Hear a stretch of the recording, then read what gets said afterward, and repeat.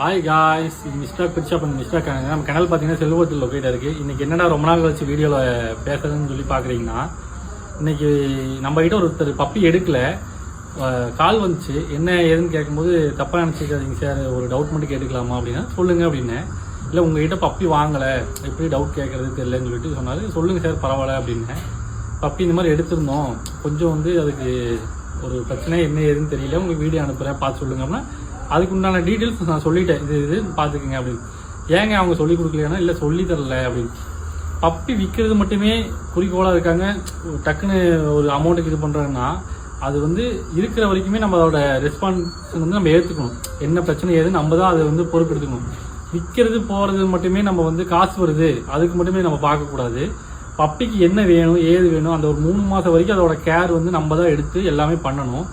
சில பிரீடர் சில பேர் தான் சொல்கிறேன், எல்லாத்தையும் சொல்ல, அந்த காசு மட்டும் நம்ம குட்டி வித்தரணும், காசு வந்துச்சுன்னா போதுன்னு நினைக்கிறாங்க. அப்படி இருக்கக்கூடாது. ஒரு 15 வருஷம் இருக்குது, அதை நம்ம தான் இது எடுத்துக்கணும். சில பேர் என்ன சொல்கிறாங்கன்னா 1 மாதம் வரைக்கும் தான் உங்களுக்கு நான் ஃப்ரீயாக சொல்லி தருவேன், அதுக்கப்புறம் வந்து பே பண்ணணும். நிறைய கஸ்டமர் சொல்கிறாங்க, எனக்கு வந்துட்டு தான் இருக்குது. நான் பேர் சொல்ல விரும்பலை, நிறைய இதில் பெரிய பெரிய ஆளுகளும் இருக்காங்க, நிறைய கம்ப்ளைண்ட் வருது. நம்ம வந்து பெருசாக பண்ணல, சும்மா நம்ம ஹாபிக்கு தான் இது பண்ணிட்டு இருக்கோம்.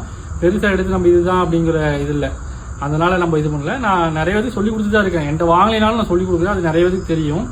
அதனால கரெக்டாக வந்து பப்பி விற்கிறவங்க அதுக்கு உண்டான இது வந்து பாருங்க.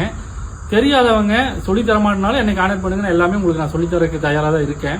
நம்ம கிட்ட அதுக்கு பே அதெல்லாம் எதுவும் காசு அதெல்லாம் இல்லை. இன்னொன்று பார்த்தீங்கன்னா, இன்னையோட கடைசி 2025 முடிய போகுது.